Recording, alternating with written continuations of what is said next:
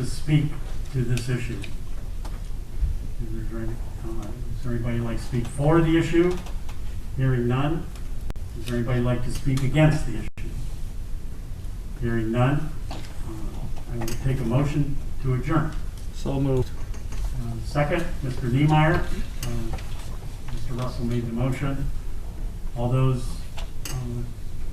in agreement to adjourn, say aye. Aye. All opposed, nay.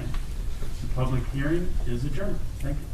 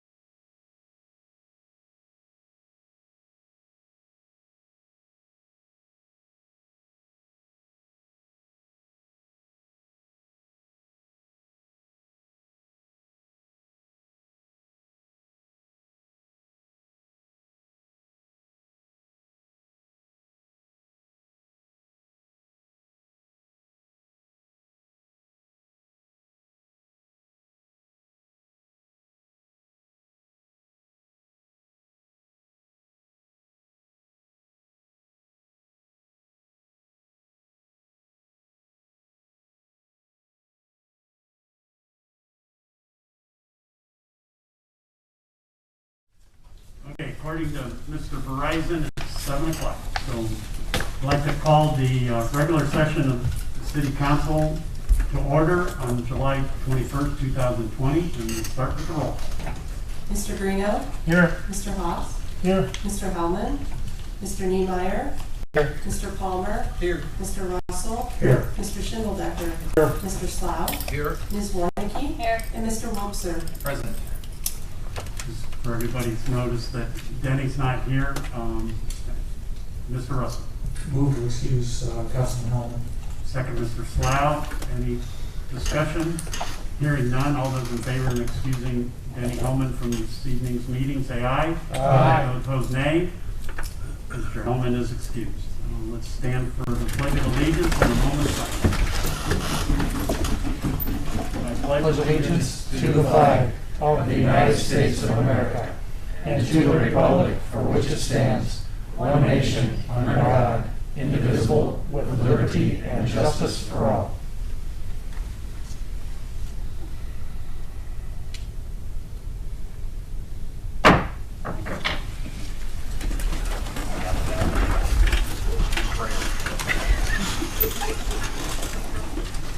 We entertain a motion to accept Mr. Slough. I would move to approve the minutes of July 7th public hearing.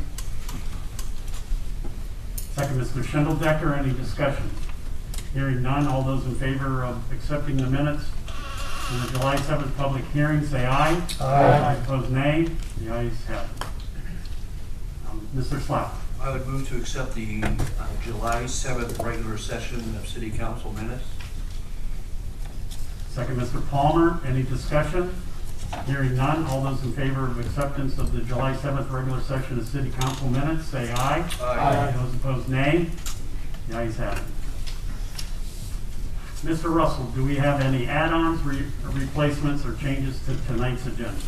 Yes, sir, we have 3 add-ons and 2 replacements. For the add-ons, we have a board report concerning the revolving loan fund from Councilwoman Warnicki. We have a letter from Service Director, Acting Service Director, City Engineer Thomas concerning the rehabilitation of Taxiway A. And we have corresponding ordinance 2020-083 for the rehabilitation of Taxiway A. And those 3 would be added onto the agenda and replacements. We have a replacement concerning the precipitation reservoir levels, and also a replacement or amended resolution 018-2020, and I would ask that those be added and the 2 be replaced on the agenda. Second, Mr. Slough. Any other discussion? Hearing none, all those in favor of... Yes? Yeah, there's a final ordinance. That's the last one. Oh, I missed one? You missed something. Ordinance 2020-082. 8-3? 8-2. Thanks, Jim. And also a replacement 2020-082 for Blanchard Street sewer replacement project. So that's 3 add-ons and 3 replacements, and move that they be added and replaced on the agenda. Second, Mr. Slough. Any other discussion? Hearing none, all those in favor of the add-ons and the replacements, say aye. Aye. Any opposed, say nay. The agenda is correct as needed. No recognition, retirement resolutions. We do have 3 oral communications. Our first will be Charles Williams of 804 Fishlock. He'd like to speak in regards to our police motto. Mr. Williams, you have 4 minutes. That's all right. We'll come back in 2 weeks to finish. June 6th, I have a tenant, color guy, Isaac Moore. 12:30, gives his wife a call and says he wants me to come over and secure the building, his apartment. So I go over that morning to check it out. Door absolutely destroyed. Tenants come down and tell me about our police department. So here's Isaac Moore in his apartment. He calls it a crib. Door kicked in by his ex-wife. He's assaulted, beaten with a metal pipe. He holds his wife, restrained her. He calls 911. And the police comes and they arrest him. Like, wow. Now it gets better. So I told him I'd furnish a lawyer, which I would. So he goes to 10th to court. And the judge says, you'll be fined $1,000, you'll be a felon, you can't own a gun, and that's a procedure. So we went and talked to a policeman. This is a good thing. He's from Georgia. He's not a racist. So we went on the 3rd floor and we went to proceed to tell about what happened. And the guy sitting there, he had a piece of paper, Isaiah, and had a paper there, and it's from Michigan. The lady that attacked him was born in Michigan under a warrant. He told the police department that. But yet they arrested him. They took him to jail, but then he had to take him to the hospital because his blood pressure went sky high. Okay? That's your police department. Now it gets better. So 5 weeks later, Monday morning,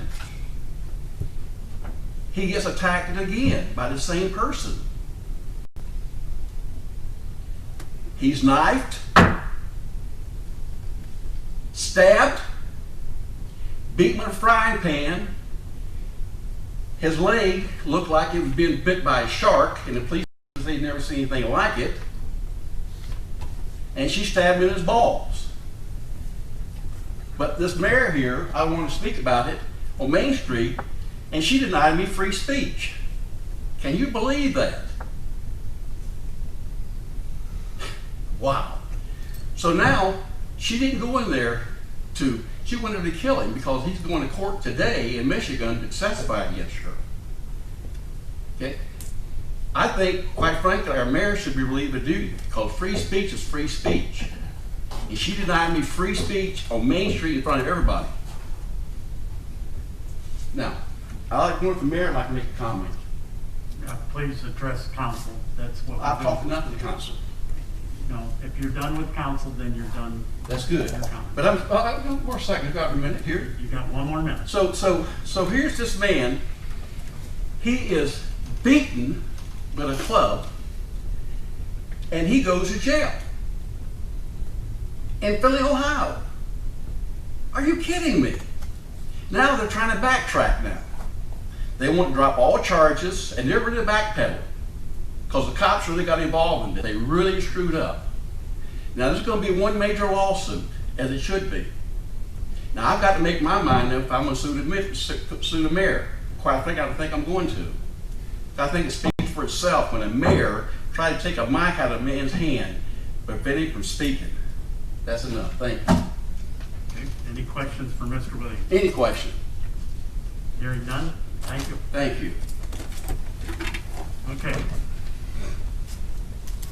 Second, we'd like to introduce Dekaret Nasami. Hopefully I pronounced that proper. And he'd like to address council on COVID-19. Doctor, you have 4 minutes.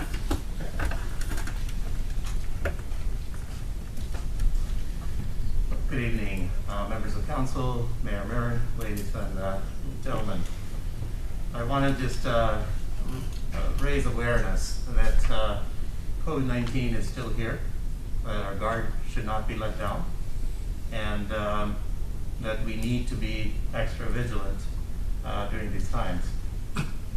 COVID-19 came into our sites in January, first noted in China.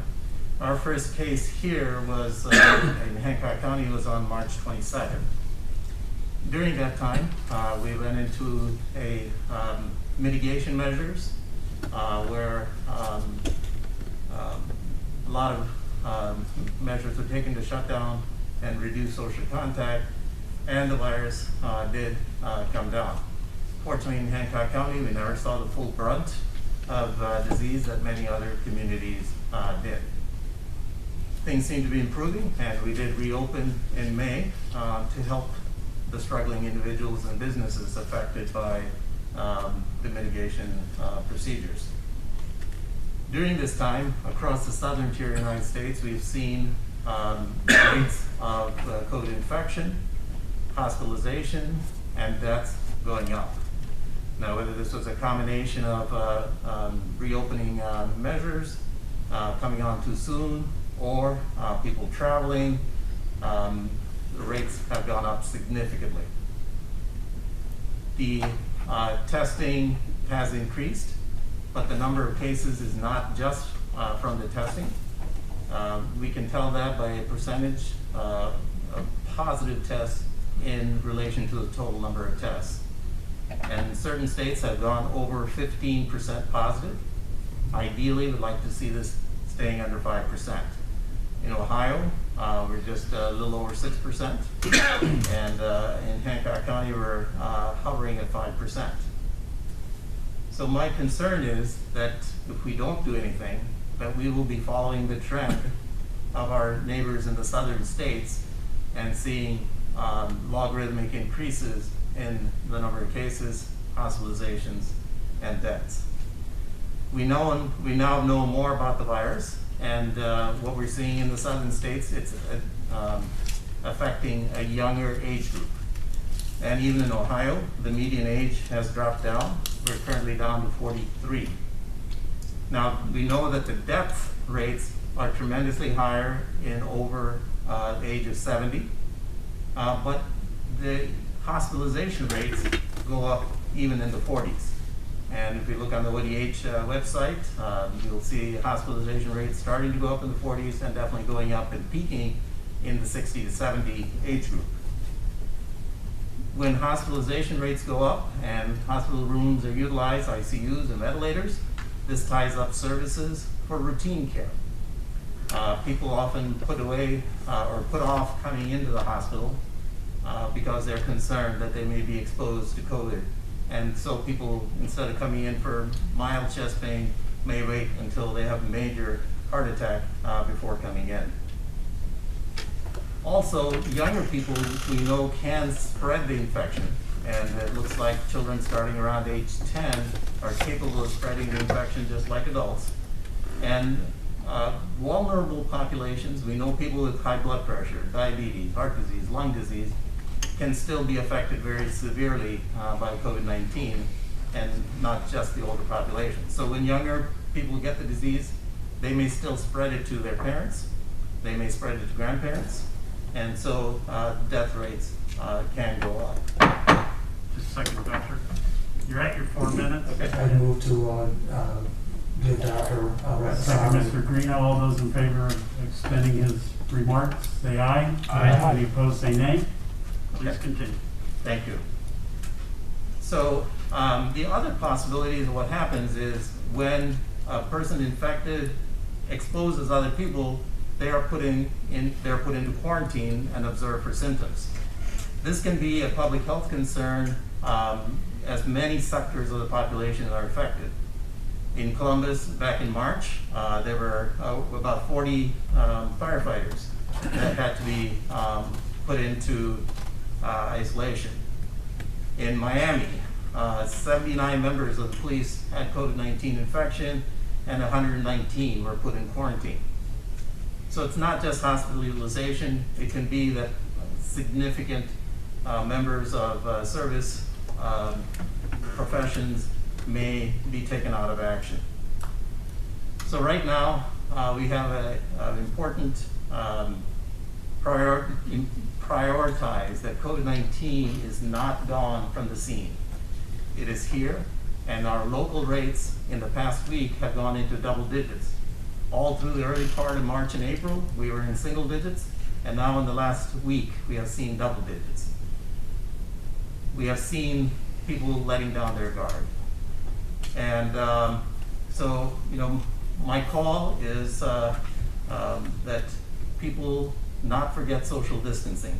And this doesn't mean just 6 feet, but avoiding unnecessary travel, especially to hotspots. Going down to Florida, Disney World may not be the best thing right now. Avoiding large gatherings. We are social people, we like to get together with other people, but for a temporary time, we need to restrict this, especially if we cannot maintain 6 feet of distance, and especially if masking is not being done when closer spaces are present. We want to encourage mask wearing in public spaces. We want to encourage washing hands for the appropriate period of time. And we want to encourage people to stay home and when you're feeling ill and not exposing others. So if we fail to be vigilant, do not look out for each other, the trajectory for Findlay and Ohio may be like our southern neighbors. But I'm hopeful that as we care for each other and practice the right things, we can minimize the impact of COVID-19 here. Thank you. Hang on. Does anybody have any questions? Mr. Wolfson. Doctor, thank you for coming in and making your comments. Given where we're at today and where Hancock County was through this whole process starting back in March and everything that we've been through to this point, do you have any reason to think that Hancock County could see a spike to be like Lucas County or Columbus, anything like that? I think, just as I mentioned, in the last few days, we've seen the number of cases starting to go up. Commissioner Baruti will probably talk more, but we just have had more clusters of cases. And so, I think we have been very fortunate. Our nursing homes have been very fortunate. We have not seen cases like other areas, but it's more reason to be vigilant and try to keep those numbers down. Thank you. Any other questions? Thank you, Doctor. Thank you.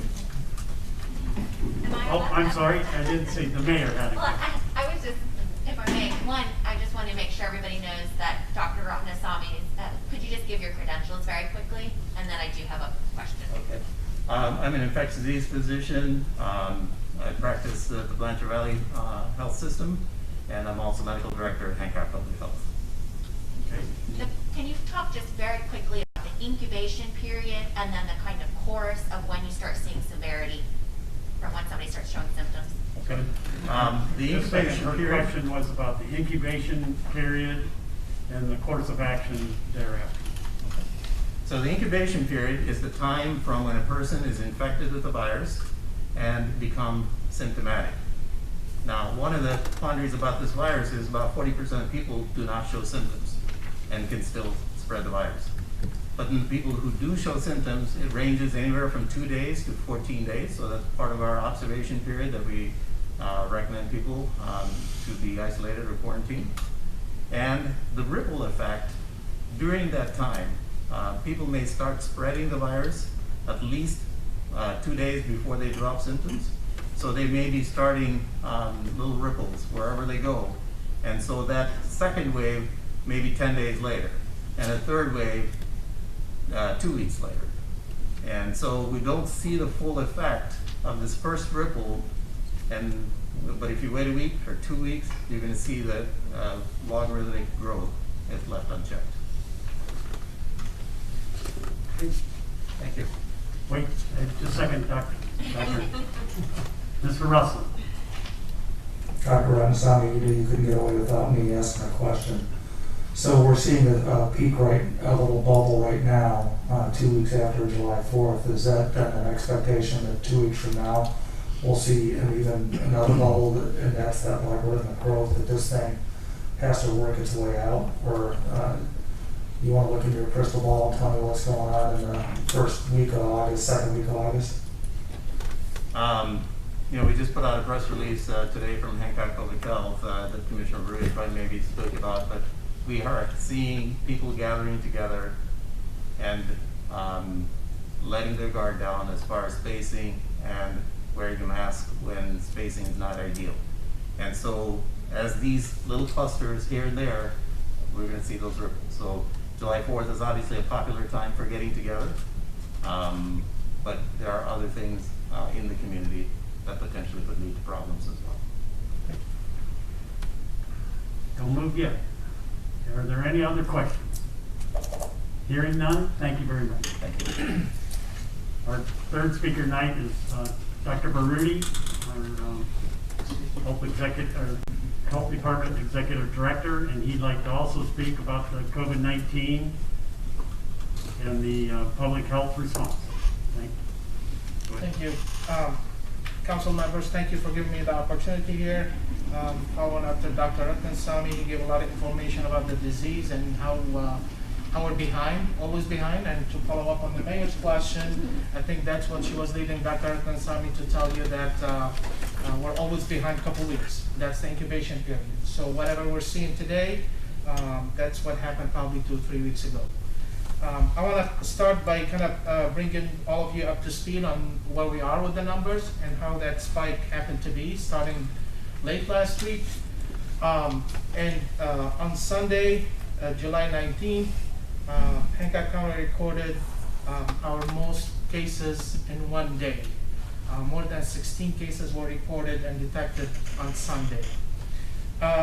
A lot of those cases are connected to, when we do contact tracing in public health, we try to, in identifying those cases, we go back and try to see who they were in contact with.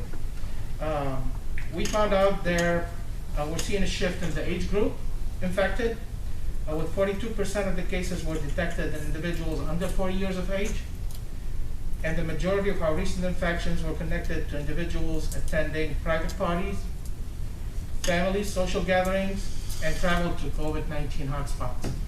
I know Dr. Ratnasamy mentioned Florida, but we've seen some cases coming from Put-in Bay, as close as Put-in Bay.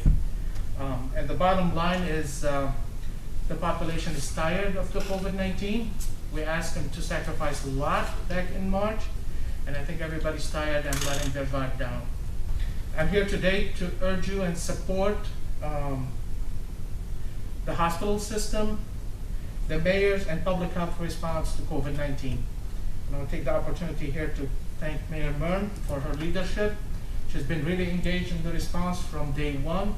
She attended a lot of the incident command meetings at the health department with the hospital and all the nonprofits to make sure that our community is safe. So thank you. Our response, we want to urge everybody, and now the action is to be done now. We can now wait. If we don't do anything about it right now, we're gonna feel the ripple effects a couple weeks from now. And it's always gonna go exponential. We've seen in other communities, they waited until they see the numbers. They see the numbers of people in the hospitals. They see the numbers who are dead, and then it would be too late by then. As of this afternoon, we have 143 cases confirmed. 50 of those cases are active. We added 8 today. When I say active cases, those are cases who we are following, and they are still infectious. So they're under quarantine, isolation. So they're under quarantine?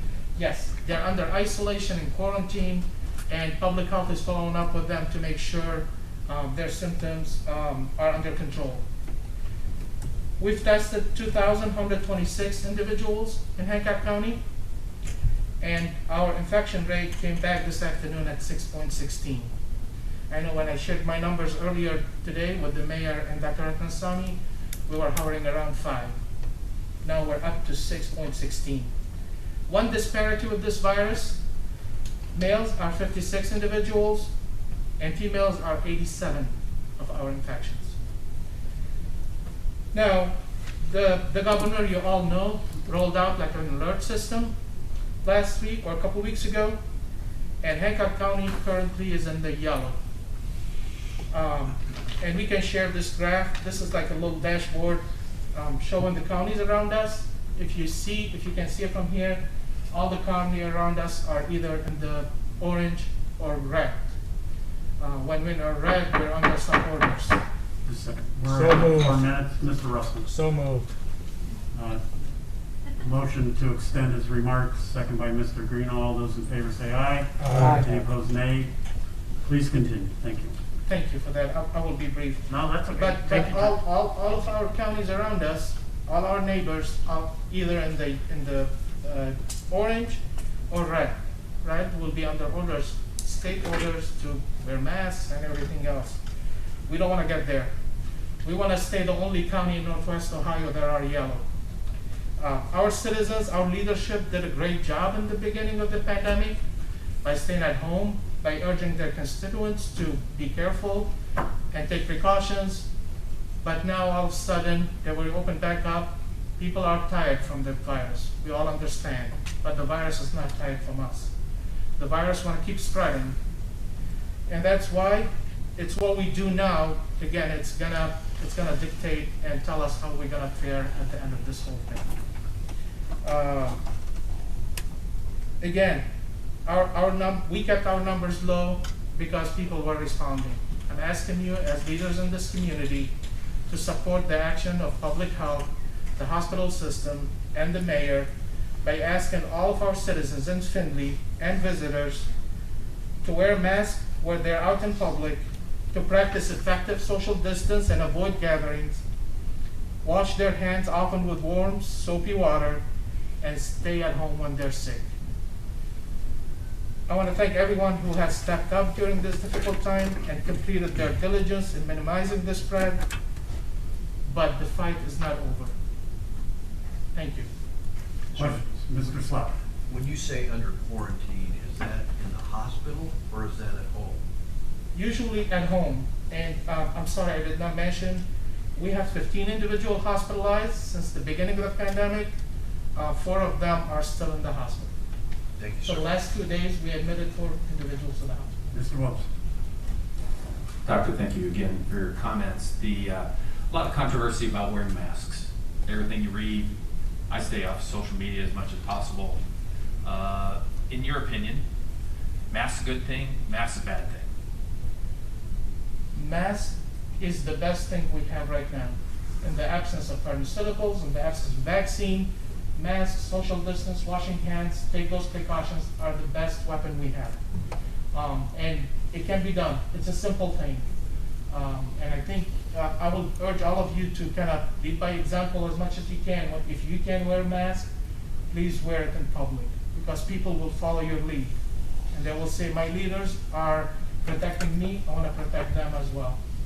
The mask is not for only your protection, although there's some studies that will say it will protect you a little bit, but it's mostly protection of others.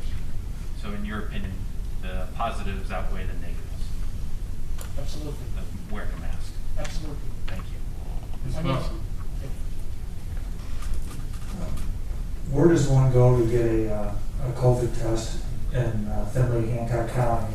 And what would be the expected turnaround time on getting results?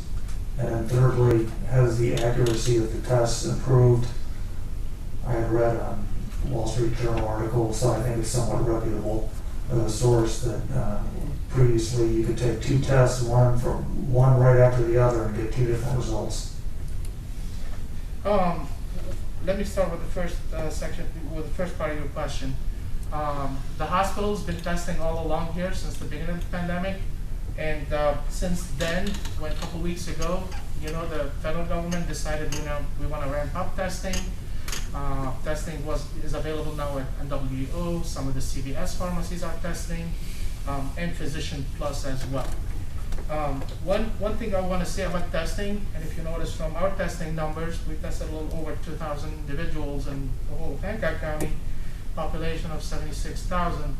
This is really a small portion. Mass testing is still not available in Hancock County. And every time we lobby the state on all levels here to bring in mass testing here, we're not priority. They look at those hot spots, the Lucas, the Cuyahoga, the Cincinnati, and they, because we were doing so good, I think, the testing is not widely available. But if when we do contact tracing, we deem that you will need a test because you've been exposed, those are being done a lot smoother, a lot easier. The last couple, it was perfect a few weeks back. The turnaround was about 24 hours. Now it's national. It's not only to us or to Ohio. It's national that you heard that there's a backlog of testing. And that's kind of, they're trying to work through the bugs here. It's getting a little better this week. But last couple of weeks it was pretty bad, 5 to 7 days. And that's a long time. For public health perspective, and Dr. Ratnaswamy can speak to that as well, the value of a test 7 days later is no good. Because if we want to identify a hot spot or a person with the infection, we want to do it as quick as possible so we can contain it. Ms. Mayor? Kareem, can you talk a little bit about when you start seeing people get into that severe, where they're in the need of an ICU or hospitalization? Yes, and that does happen really quick from what we've seen, the transnational, and again, at the state level, it will happen quick. You see the first surge in numbers here for a couple of weeks, then right after that, you start seeing more people are going to the hospital, presenting to the ER. And right after that, a good portion, and different people are reacting differently to the infection, a good portion of those will start needing to be in ICUs, needing to be hospitalized, and needing to be on respirators.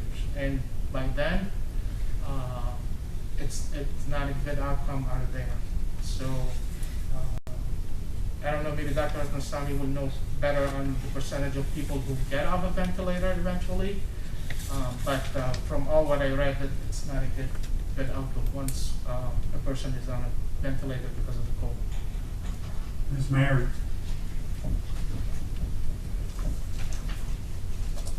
Thanks, Kareem. Yep, thank you. If I may, just real quick, since we have both of them here, I wanted to additionally, Dr. Coase from Blanchard Valley, obviously we have been working very close among our organizations, and I just wanted to share, as we talk about that lag time and when we start to see hospitalizations, again, when we see from a general community standpoint, 5%, we think that that's not very impactful. The problem is when you start seeing it growing exponentially, how quickly it spreads and it begins to double, and then even a small percentage of those individuals needing hospitalization grows very quickly. And I think it's important to note, we have a fantastic hospital locally, but they still have finite resources. Our hospital, Blanchard Valley, has 34 critical care beds, 22 ventilators, and services that over the last couple of months, they have done testing for people, again, not reported in our numbers, they were testing others as well, but individuals from 20 counties. So Blanchard Valley serves a very wide region for care. So it's not just our community. Certainly we're looking most closely at our community, but if there begins to be a surge and those hospital beds get eaten up very quickly, that can pose a lot of issues. So when we closed things down back in March, that was to get prepared, to be able to react, but also to slow the spread and to kind of squash that initial spread. As we're opening up, that's why we're really coming before you all, and I wanted to really bring in the experts because I know you guys are probably tired of me saying it. But if the only thing that we can do, other than people having good hygiene and covering coughs and sneezes, without making people stay in their house or completely stay away from others, is for people to wear masks. That is our only line of defense at this point. And so I think we owe it to our businesses to understand that they shut down to protect us, and now we need to mask up to be able to allow them to continue to operate. And so I know it's uncomfortable. I'm claustrophobic, so I had to try on a lot of different masks to be comfortable, and I still get a little panicky, but it's what we have to do right now. And so we are asking, tomorrow we'll be kind of releasing some of this information and reiterating, pleading with our community that they need to mask, and I would encourage you all to, however you see fit, give your stamp of support. We don't want to mandate, but we also need to impress upon our community that this is our last line of defense before we have to either get to a mandate or could potentially end up shutting down. And so I think we cannot continue to wait and say it'll work itself out, because it's not going to, and we're going to have to wear masks for quite a while. We don't know what it looks like, so people are going to kind of have to get used to it. And so I just wanted to continue to share the importance of that. Anybody have any questions? any questions for the mayor? Thank you. Thank you. Okay, that concludes our oral communications. On to petitions. An alley vacation request from Peterman Associates on behalf of the University of Findlay to vacate the north-south alley between College Street and Fraser Street in the Howard Addition. Questions or comments? Letter to be filed. Written communication. Hancock Regional Planning Commission report for their July 15th, 2020 Zoom meeting. Questions or comments? Letter to be filed. I'm sorry, this is filed. Oh, yes, that last petition on the alley vacation, that'll be referred to City Planning Commission and the Planning and Zoning Committee. Okay, reports of municipal officers and municipal departments. We had an add-on written vacation. The add-on written communication. The City of Findlay Revolving Loan Fund Board meeting for a report for their July 8th and 15th, 2020 meetings. Questions or comments? Letter to be filed. All right, reports of municipal officers and departments. Findlay Fire Departmental Activities Report for June 2020. Questions or comments? Reports to be filed. Findlay Municipal Court Activities Report for June 2020. Questions or comments? Report to be filed. Findlay Police Departmental Activities Report for June 2020. Questions or comments? Report to be filed. Board of Zoning Appeals minutes for June 11th, 2020. Questions or comments? Minutes to be filed.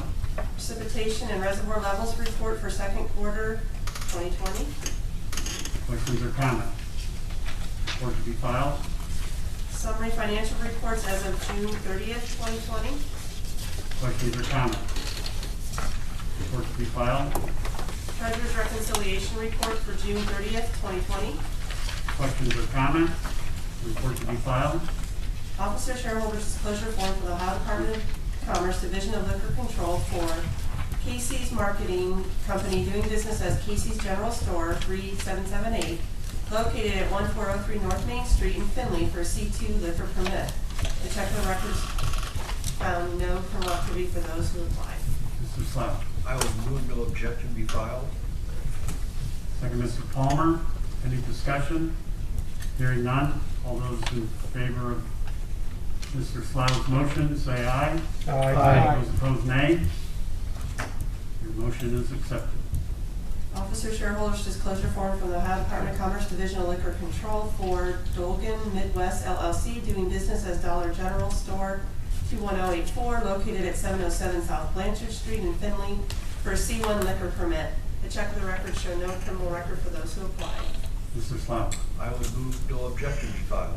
Second, Mr. Palmer. Any discussion? Hearing none. All those in favor of Mr. Slough's motion, say aye. Aye. Those opposed, nay. Mr. Slough's motion is accepted. A letter from Hancock Regional Planning Commission Director Matt Cordonier regarding the City of Findlay revolving loan fund request for appropriation for the Sunshine Institute LLC. Questions or comments? Letter to be filed. Letter from Mayor Mern regarding operating budget updates. Questions or comments? Letter to be filed.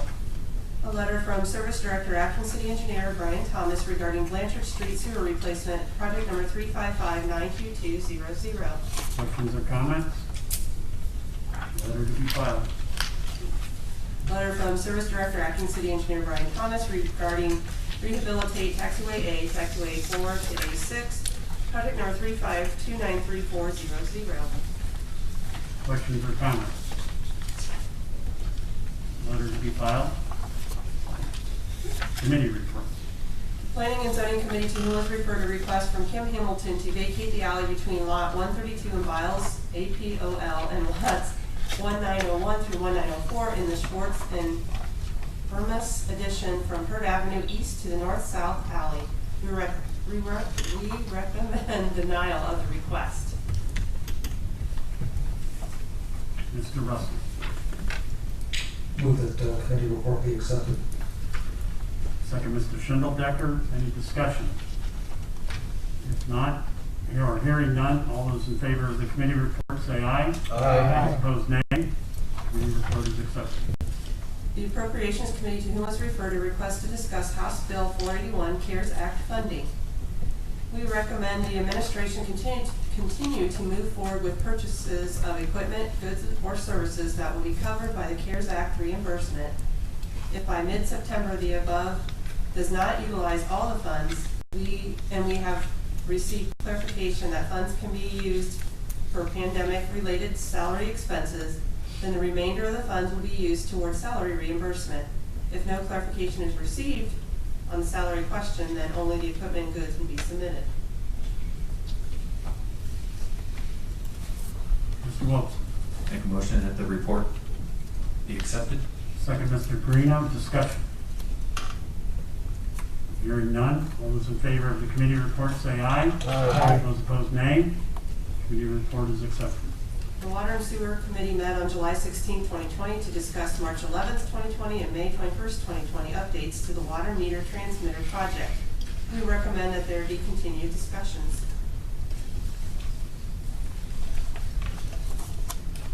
Mr. Russell. Move for acceptance of the committee report. Second, Mr. Welzer. Discussion. Hearing none, all those in favor of accepting the committee report, say aye. Aye. Opposed, nay. And the committee report is accepted. An ad hoc committee met on June 16, 2020 to discuss COVID-19 and related issues for city council meetings. We recommend that council choose between one of two paragraphs to be added to the end of section 11E, appendix. In the event of a public health emergency declared by either the state or county health department, all who attend a Findlay City Council meeting or committee meeting are required or requested to adhere to all guidelines prescribed by the state or county health department. Mr. Russell. Move for acceptance of the committee report. Second, Mr. Slough. Discussion. All those in favor of the committee report, say aye. Aye. Any opposed, say nay. Committee report is accepted. Legislation. Third reading for Resolution 18, 2020 as amended, and a resolution adopting a rainy day reserve account is promulgated by the city auditor's office and repealing all resolutions and or parts of resolutions in conflict herewith and declaring an emergency. Mr. Slough. I would move for adoption of Resolution 18-2020. Second, Mr. Welzer. Discussion. Hearing, Mr. Russell. I appreciate what this resolution is attempting to do, but I do not support it. I believe that the timing of this is poor, and it is coming during a time of we're in financial flux, and yet we are looking to further restrict the use of another $500,000. It was just at our last meeting when we looked to be going through gyrations to spend $500,000 from the CARES Act on everything from plexiglass to touchless faucets. And yet here in these times we are looking to restrict the flexibility that we have with this money. And I think that the timing to have this discussion is during our annual budgeting process. There is merit to the rainy day fund, and it's also merit to our fact that we have increased the amount of our general fund that we keep reserved. And I wouldn't be able to say this except that we have a history with our administration for fiscal discipline, and it has gotten us into the strong financial position that we are in, and I think that discipline will continue to serve us well during 2020 and beyond. And because of that, I'm not concerned about the next. I don't think the effect of this has to be done to save us from any calamity over the next 6 months. In fact, I think it hurts us in that situation. So, for those reasons, I am not supporting this legislation. Mr. Wilson. Go ahead, Mr. Schenkel. Mr. Schindel there. I agree totally with what Mr. Russell has said, and I had previously indicated I thought maybe October would have been a better time to consider this, but November works fine. It's also the time we'll be putting the budget together. In addition, our auditor indicated that transferring the money to the rainy day fund certainly would restrict it, but also might be necessary to make payroll. At the same meeting, however, he indicated that I believe it was as many as 18 employees may be leaving before the end of the year. Some of those will probably not be replaced until the following year, and most of those probably who will be replaced at a much lower salary than those who are leaving. For those reasons, and also all of the ones that Mr. Russell mentioned, I would be opposed to doing this now. I would certainly consider putting another $500,000 in the rainy day fund for next year, and maybe if we needed it as early as November, doing it at that time. But at this point, no. Mr. Wilson. I appreciate the comments from Councilman Russell and Councilman Shingledecker. I completely disagree with them. At this point, we have discussed these things for quite some time about putting the city in a better financial position. This is a very simple step towards doing that. We're going to end the year because of the way that we've handled our cash. The administration and the letter that she presented to us today is showing that they've cut back on their spending. We started out the year with about $13 million in the general fund. We should end up the year with right around $9 million. So we're asking to take $500,000 and put that into the rainy day fund so that if we get ourselves into a very tight situation, we'll be able to continue to pay salaries. All we're doing is making sure that the city will run for another 30 to 45 days. This is a very simple thing to do at this point in time, and I think it's something that we should absolutely do to protect the employees of our city. We talk about history, and we talk about, Mr. Russell talked about the current administration and their handling of the budget, and he is correct. They're doing a great job with that. But we don't make legislation for today. We look at this for administrations down the road. We can do these things for times to come. We're not in a situation right now where we would have to spend this money. So that's why the time is to do it is now. We do this in case we get ourselves to an administration that maybe doesn't do things as well as this one has. It's happened in the past. You gotta figure it's gonna happen in the future. So let's protect against that tonight. I urge you to vote for this legislation. Any other questions from council? Mr. Station.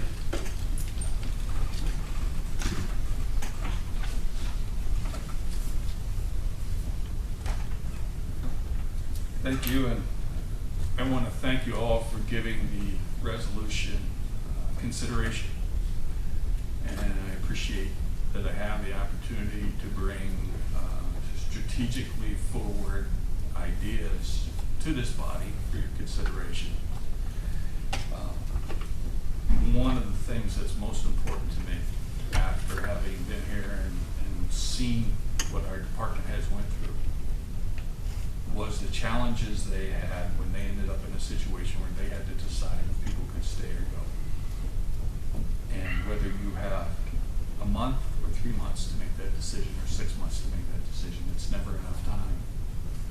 But the primary thing you're doing by setting aside this money for operational purposes is buying time for your department heads in a crisis to make those critical decisions with regard to cuts. And I would like to say you do have a current example of what happens when you don't set aside money for that specific reason. I talked to a good portion of this body just the other night. You have a water fund and you have a sewer fund. Your sewer fund has a significantly large restricted account and accounts, not just one, multiple restricted accounts attached to it. And it is now probably the healthiest fund that you have in the city. Your water fund, 2.5 years ago, had over $10 million of unappropriated cash balance in it. And make no mistake, it is not only under threat, it's upside down operation. You are spending more just on your operations in the water fund within your budgets than you're bringing in. Compile that with having a proper capital plan to keep your infrastructure in place, and you have depleted that fund from a $10+ million balance to a projected $1.2 million balance per my presentation the other night, using the most current figures provided by the administration, which were very correct. And I don't say that to criticize anyone. I say that to illustrate, Mr. Russell, what happens and you don't see it happening. And the chart I distributed, and that's in your packet tonight, is what can happen It can happen very fast. Any one of you here tonight, is there one of you that can tell me you knew this was coming and you had the data in front of you? You had a 5-year capital plan in your hands.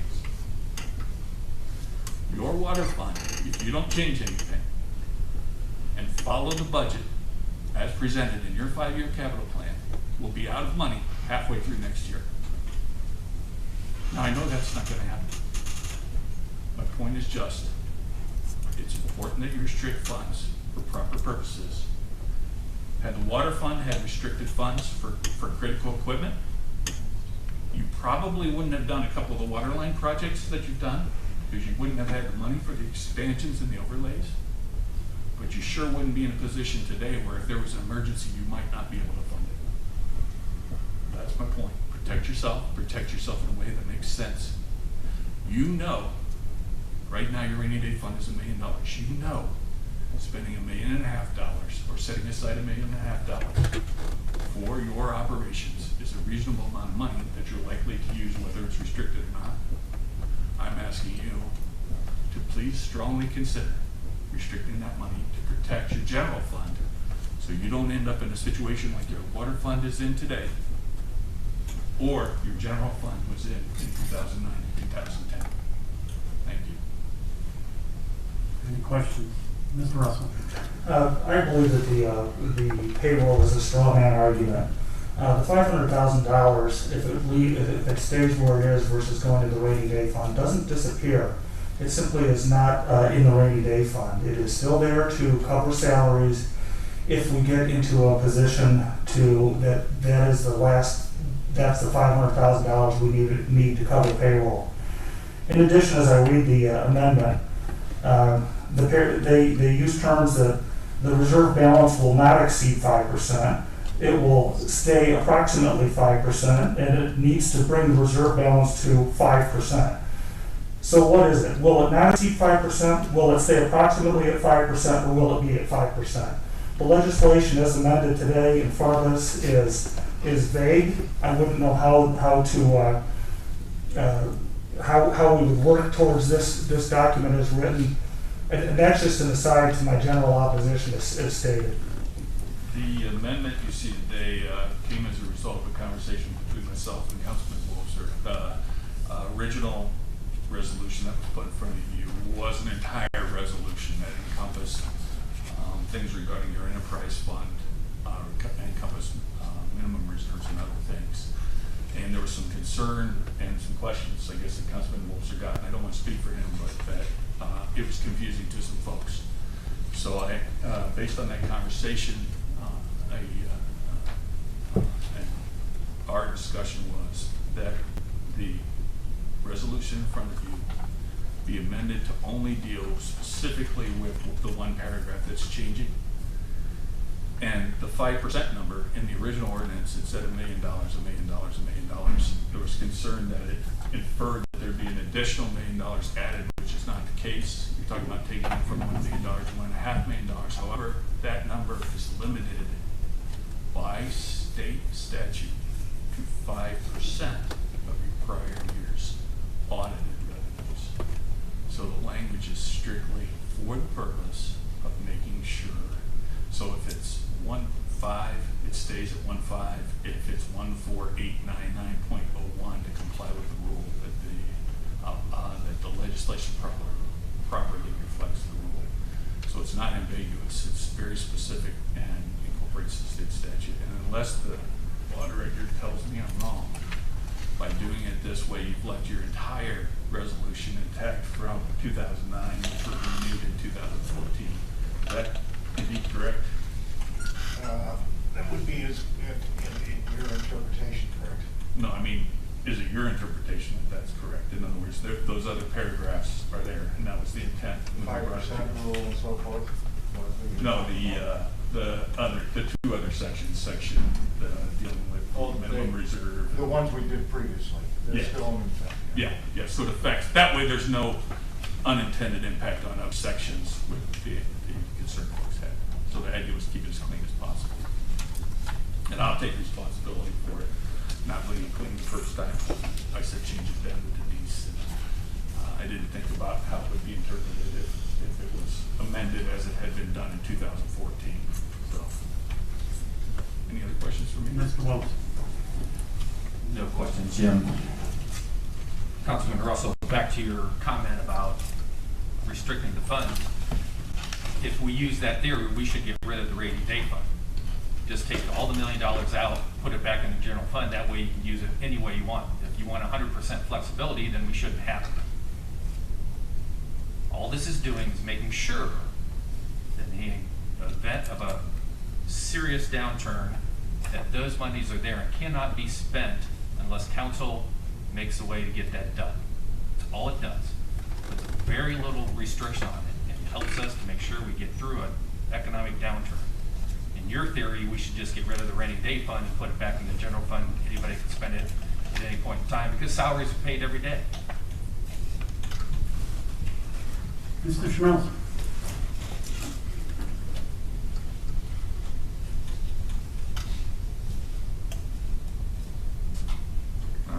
Feels pretty lucky to be arguing about what we do with $500,000. Really.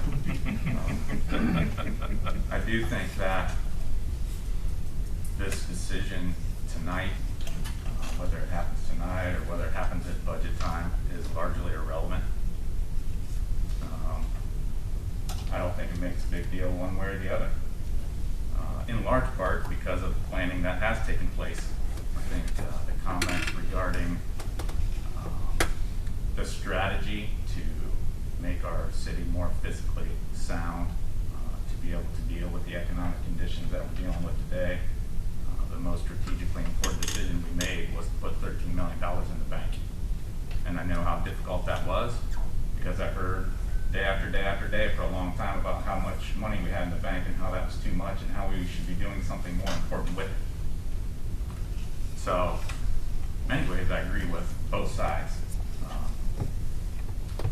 I do have my own opinion about why the rainy day fund exists, and I think we fight that off somewhat with the arrangements that we put together with our staff regarding wage increases and the different position that we're in relative to those union negotiations. I think that's why there's a cap on the rainy day fund. So I think you're right in that in a perfect world you make the rainy day fund disappear and you manage your funds appropriately, and that's what your job is for the administration to do so. And I think that's also your point. Why put it in this fund that would restrict it when we're over here managing our money appropriately in the first place? Which is why I think it's irrelevant. I do not agree that a parallel should be drawn between what's going on with the water fund, and that's why you need to move money tonight into the rainy day fund. Disagree 100% with that. I don't even really 100% agree with the auditor's position on the water fund, but that's for a different day, I think. I just wanted to give you my perspective on the whole rainy day fund. We need to manage our money appropriately every day. And we're fortunate that we've built the reserves to be able to deal with this pandemic right now. Mr. Wilson? Paul, when you came in, had the money been managed appropriately when you took over? No. Thank you. Any additional, oh, Ms. Mayor? So I know I've had conversations in previous meetings on this topic. I'm supportive of implementing this policy and moving the funds over, but I would recommend tabling this legislation and looking at it later in the year. I think that one of the reasons being is that given that it is a 5% cap, we know that last year's revenue is going to be significantly different than this year's revenue. So I think it makes more sense to evaluate what this looks like at the end of the year and then make the transfer early next related to 2020, lost a whole year of my life, 2020's revenue. I think, again, going back to the point that this is a long-term decision, we need to get through the immediate and manage our funds right now, and then we can look at doing this at a later date. Mr. Wilson?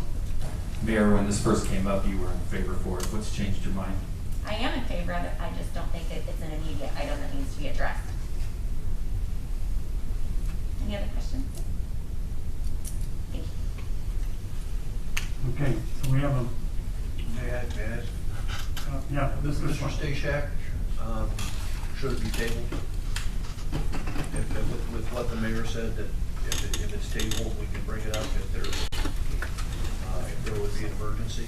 I'm happy to say the situation the mayor's talking about is already covered in the amended ordinance in front of you. It says that should it not be 5%, let's say the revenues come in and $1.5 million is slightly too high, that restricted account, the money will be reduced appropriately and it'll remain at your 5% cap. So the way the language has been amended with regard to the conversation with Mr. Wobser and with regard to keeping it in line with state ordinance, it takes care of that for you. So from my perspective, if it's something that's worth doing, if it's something that's good for you, Mr. Smelser is right. It doesn't matter if you do it tonight, but it could matter. It doesn't matter if you don't do it tonight. It matters if you do it tonight. It could matter if you didn't do it tonight, tomorrow, and you don't get to it. And as Mr. Smelser said when they walked in here, I agree. They walked into a tough situation financially, and had we had some of these protections in place, it would have been better. But to me, it's commonsensical. It makes and puts you in a better situation, and it sends a message. It sends a message to your employees. It sends a message to the world around you, and it sends a message to the people who may have interest in loaning us money when we need it, that we are fiscally prudent and willing to put our prudence into policy. Thank you. Russell. And to the city employees who are listening to this, there should be no doubt in their minds that, at least on my part, that I take their work and their dedication to the city the utmost importance. And my no vote on this is not a reflection of my desire to make their job situation more difficult or more unlikely or anything. I'm dedicated to maintaining our force, our staffing levels as they currently are. I do not want to see police and fire layoffs that would result in all of our training efforts and those folks walking out the door, as happened the last time that we had budget restrictions. And to insinuate that non-support of a rainy day fund legislation, which the safety director characterized as irrelevant, and that is a vote against employees, is outlandish. Okay, Mr. Wilson.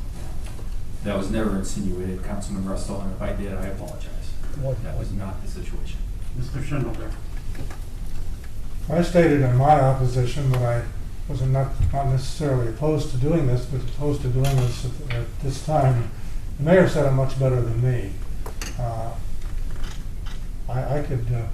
I could accept tabling it. I would not vote in favor of it. I just don't think it's the time to do it. And certainly, if we table it and we run into a problem, we can deal with it within 2 weeks. If we get to the point where all of a sudden we have a serious situation on our hands in less than 2 weeks, then we really are in trouble. And I just don't see that. Mr. Niemeyer. I'd like to make a motion. We vote on resolution 018-2020. So you're calling the question? He's calling the question. Yes.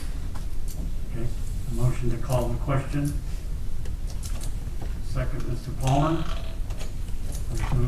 All those in favor of calling the question say aye. Aye. Those opposed, nay.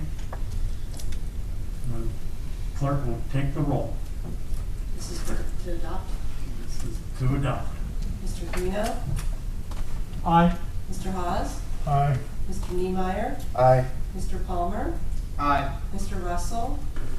Nay. Mr. Schindeldecker. Nay. Mr. Slough. Aye. Ms. Warnicki. Aye. And Mr. Wobser. Aye. 2 nays. Vote is 7-2. The resolution is adopted. First reading for Resolution 21, 2020, a resolution approving the expenditures made by the Auditor's Office on the attached list of vouchers which either exceed the purchase order or were incurred without a purchase order, exceeding a statutory limit of $3,000, all in accordance with Ohio Revised Code 5705.41D. Mr. Slack. Move for adoption of resolution 21-2020.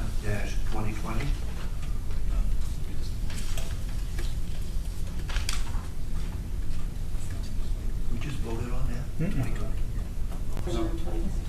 21 and 2020.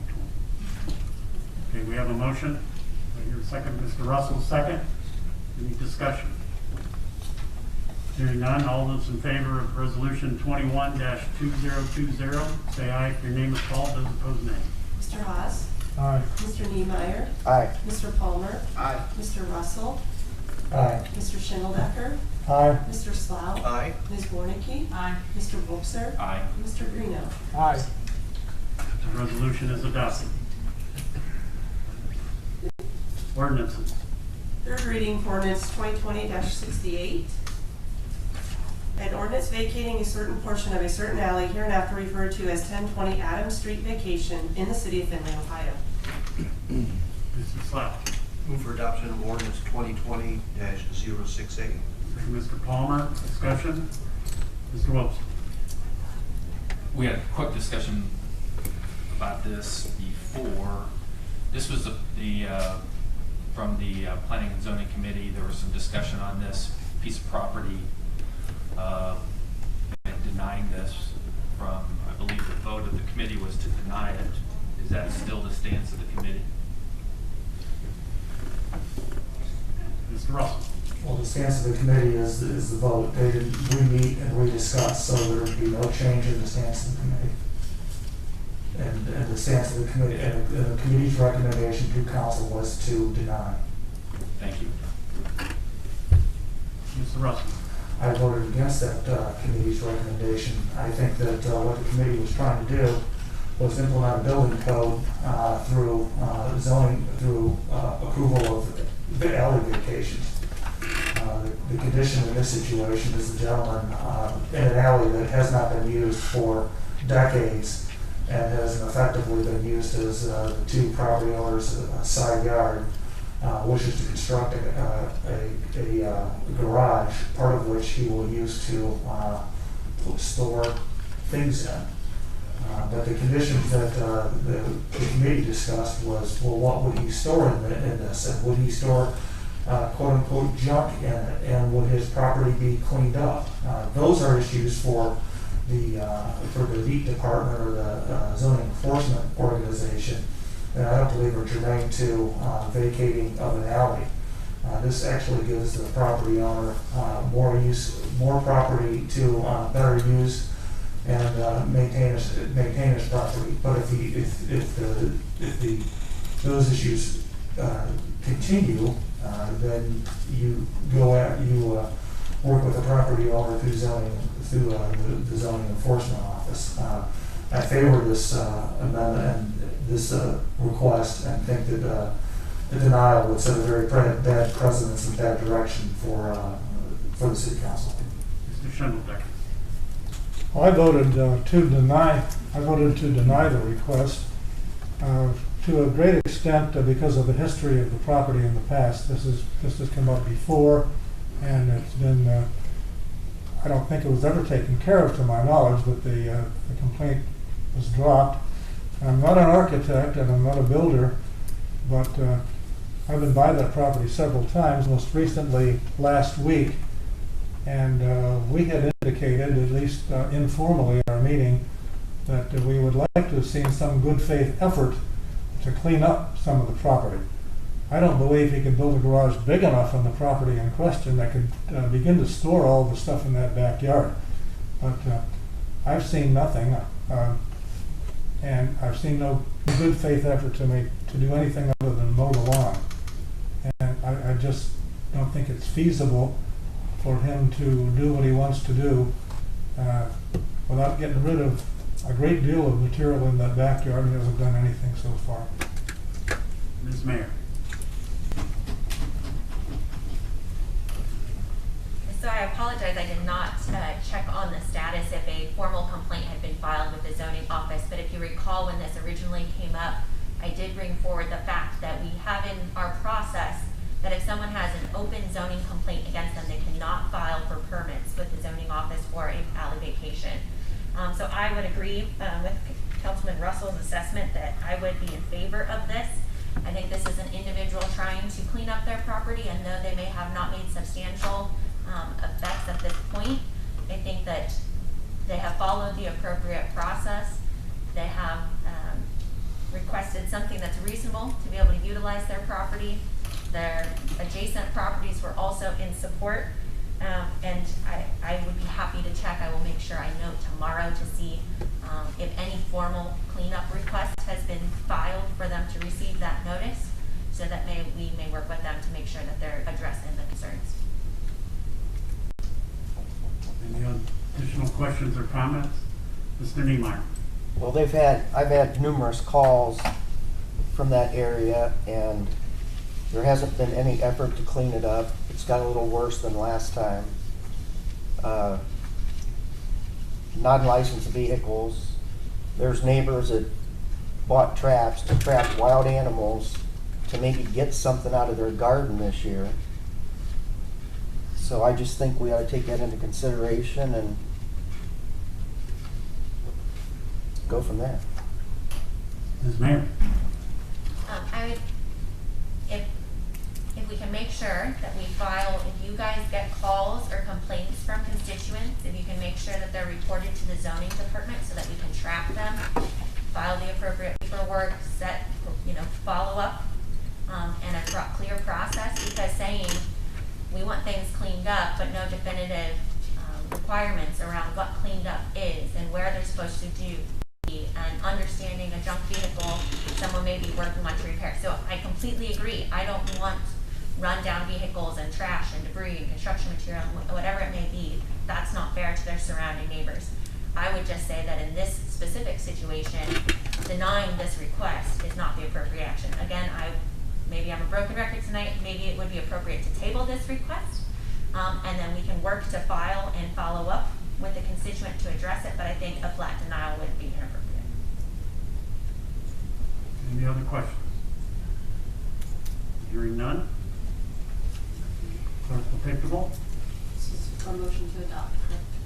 A motion to adopt. Mr. Niemeyer. Nay. Mr. Palmer. Aye. Mr. Russell. Aye. Mr. Schindeldecker. Nay. Mr. Slough. Nay. Ms. Warnicki. Aye. Mr. Wobser. Aye. Mr. Greeno. Aye. Mr. Haas. Aye. 3 nays. The ordinance is adopted.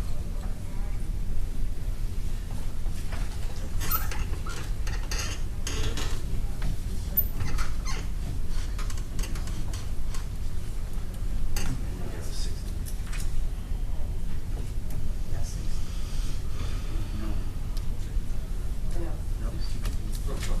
68, I'm sorry. One moment, please.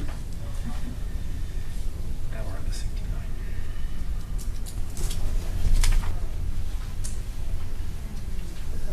Third reading for ordinance 2020-69, an ordinance amending chapter 1100 Act of the codified ordinances of the city of Findlay, Ohio, known as the zoning code, by rezoning the following described property, referred to as 253, 251, and 0 Madison Avenue rezoned, which previously was zoned R2 single family medium density to C2 general commercial.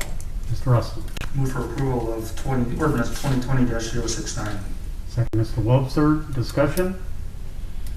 Hearing none. All those in favor of the ordinance say aye if your name is called. Those opposed, nay. Mr. Palmer. Aye. I'm sorry, I'm a little unorganized here. Mr. Russell. Aye. Mr. Schindeldecker. Aye. Mr. Slough. Aye. Ms. Warnicki. Aye. Mr. Wobser. Aye. Mr. Greeno. Aye. Mr. Haas. Aye. Mr. Niemeyer. Aye. The ordinance is adopted. Second reading for ordinance 2020-76, an ordinance authorizing the mayor of the city of Findlay, Ohio to enter into a contract with Hancock Electric Cooperative Incorporated to light certain streets in the city of Findlay, Ohio, where its services are authorized and declared an emergency. Okay. Second reading for ordinance 2020-77, an ordinance appropriating funds and declaring an emergency. Okay. Second reading for ordinance 2020-78, an ordinance appropriating and transferring funds and declaring an emergency. Mr. Russell. I move that council statutory rules be suspended and 2020-078 be given its third reading. Second, Mr. Wobser. All those in favor of suspending the rules of council say aye if your name is called. Those opposed, nay. Mr. Schindeldecker, Aye. Mr. Slough, Nay. I'm sorry, Ms. Warnicki, Aye. Mr. Wobser, Aye. Mr. Greeno, Aye. Mr. Haas, Aye. Mr. Niemeyer, Aye. Mr. Palmer, Nay. and Mr. Russell. Aye. The rules of council are suspended and the clerk will give this its third reading. Ordinance 2020-78, ordinance 2020-78. Mr. Russell. Call for a check of the rules. That's a 7-2, and I'm not sure if it's a 7 that it needs or an 8 to suspend the rules. And if you give me a second, I can bring it up. It takes 7 votes of a 10. Is it 7? Yeah, it takes Okay. 7. Thank you. Then Okay, I'm sorry. I'll move for adoption of 2020-078. Okay, thank you. Second, Mr. Wobser. All those in favor of ordinance number 2020-07. Discussion. I'm sorry, what? Let's call for discussion. Discussion. Oh, I'm sorry, discussion. Hearing none. All those in favor of ordinance 2020-078, say aye if your name is called. Those opposed, nay. Mr. Slough, Aye. Ms. Warnicki, Aye. Mr. Wobser, Aye. Mr. Greeno, Aye. Mr. Haas, Aye. Mr. Niemeyer, Aye. Mr. Palmer, Aye. Mr. Russell, Aye. Mr. Schindeldecker. Aye. Ordinance is adopted. Second reading for ordinance 2020-79. An ordinance appropriating and transferring funds and declaring an emergency. Mr. Russell. Move that council statutory rules be suspended and ordinance 2020-079 be given its third reading. Second, Mr. Haas. All those in favor of suspending the rules of council say aye if your name is called. Those opposed, nay. Ms. Warnicki, Aye. Mr. Wobser, Aye. Mr. Greeno, Aye. Mr. Haas, Aye. Mr. Niemeyer, Aye. Mr. Palmer, Aye. Mr. Russell, Aye. Mr. Schindeldecker, Aye. and Mr. Slough. Aye. The rules of council are suspended and the clerk will give this its third reading. Ordinance 2020-79.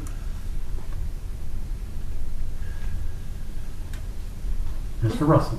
Move for adoption of ordinance 2020-079.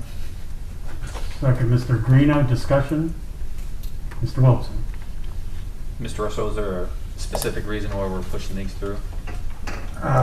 There are appropriated money and the opportunity to get started with both things by 2 weeks. Just gets us 2 more weeks in paving season. Thank you. Any other questions or discussion? Hearing none. All those in favor of the ordinance say aye if your name is called. Those opposed, nay. Mr. Wobser, Aye. Mr. Greeno, Aye. Mr. Haas, Aye. Ms. Niemeyer, Aye. Mr. Palmer, Aye. Mr. Russell, Aye. Mr. Schindeldecker, Aye. Mr. Slough, Aye. and Ms. Warnicki. Aye. Ordinance number 2020-079 is adopted. First reading for ordinance 2020-81, an ordinance appropriating and transferring funds and declaring an emergency. Mr. Russell. I'm sorry, I was on 81. No, I was. Okay. No, that's all right. Ms. Warnicki. Make a motion that we suspend the rules of council and give this its second and third reading. Second, Mr. Palmer. All those in favor of suspending the rules say aye if your name is called. Those opposed, nay. Mr. Greeno, Aye. Mr. Haas, Aye. Mr. Niemeyer, Aye. Mr. Palmer, Aye. Mr. Russell, Aye. Mr. Schindeldecker, Aye. Mr. Slough, Aye. Ms. Warnicki, Aye. Mr. Wobser. Aye. The rules of council have been suspended and the clerk will give this its second and third reading. Ordinance 2020-81, ordinance 2020-81. Ms. Warnicki. Make a motion that we approve ordinance 2020-81. Second, Mr. Slough. Discussion. Mr. Schindeldecker. At the risk of sounding ignorant, which is a risk I've taken many, many times, this what is the Sunshine Institute? I'm glad he asked. I believe, oh, go ahead. Go ahead, Beth. I was meeting on the 15th, and then they didn't have all their paperwork, so they had another meeting last Wednesday, and I could not go because I already had plans to get out of town. But it has something to do with counseling, i.e. sunshine. That's all I really got out of paperwork about. I figured that. Yeah, Ms. Mayor. Yeah, they provide a variety of counseling services. A lot of them are around children. So they have a great facility. I've had the opportunity to visit. It's a little spot on Tiffin Avenue, but they provide counseling services, family, children, a variety of services. Any other questions or discussion? Hearing none, all those in favor of the ordinance, say aye. If your name is called, those opposed, nay. Mr. Haas? Aye. Mr. Niemeyer. Aye. Mr. Palmer. Aye. Mr. Russell. Aye. Mr. Schindeldecker. Aye. Mr. Slough. Aye. Ms. Warnicki. Aye. Mr. Wobser. Aye. Mr. Greeno. Aye. Ordinance 2020-0681 is adopted. First reading of ordinance 2020-82, an ordinance appropriating and transferring funds and declaring an emergency. Okay.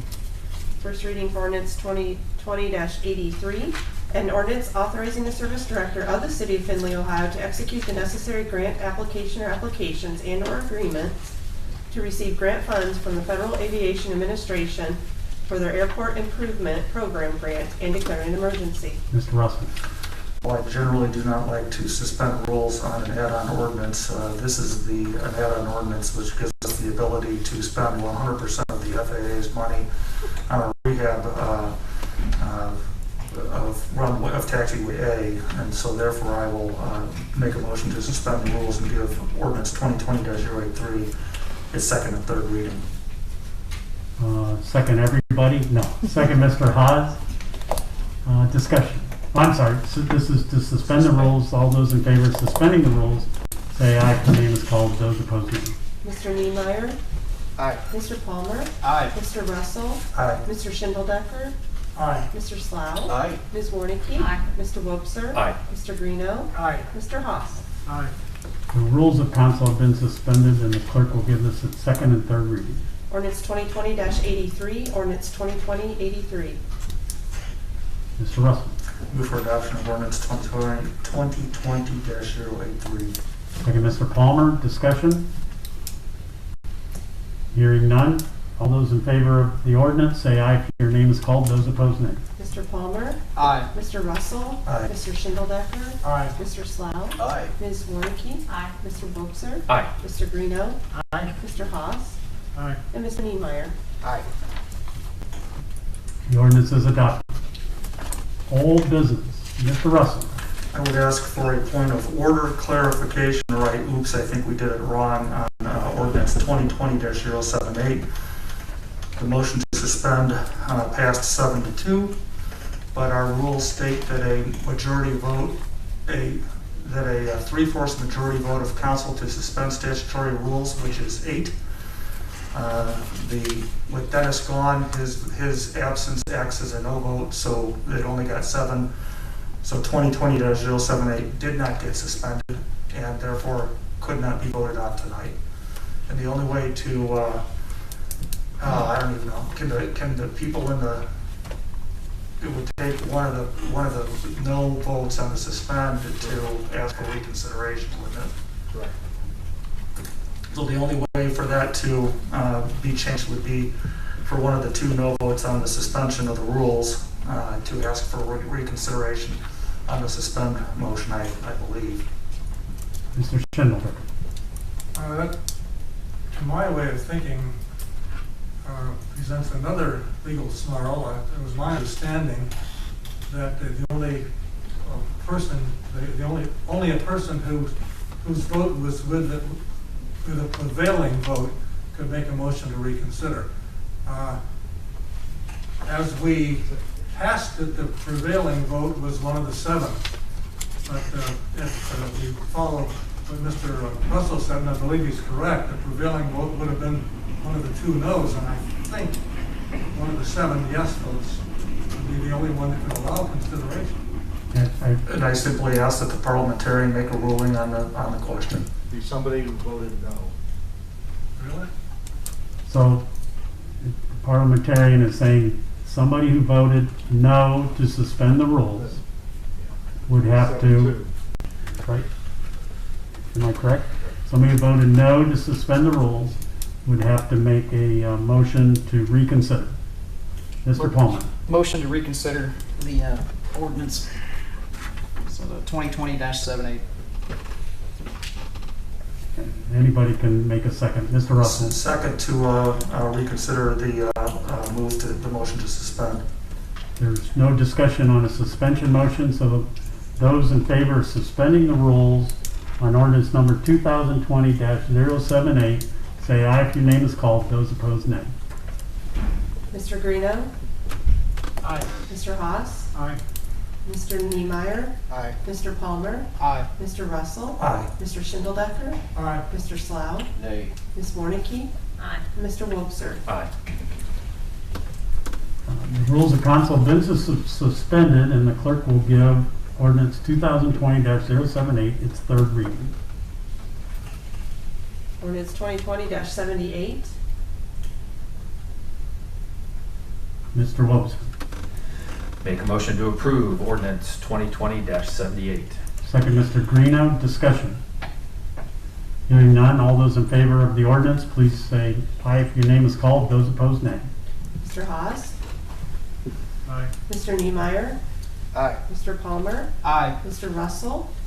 Aye. Mr. Schindeldecker. Aye. Mr. Slough. Aye. Ms. Warnicki. Aye. Mr. Wobser. Aye. Mr. Greeno. Aye. The ordinance is adopted. Thank you, Mr. Russell, for clearing up that matter. Back to old business.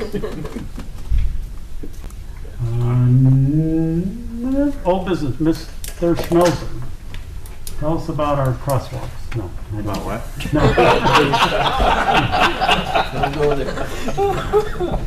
I'm going to give you all an update. A number of weeks ago, put an ordinance on the agenda regarding the lane light project.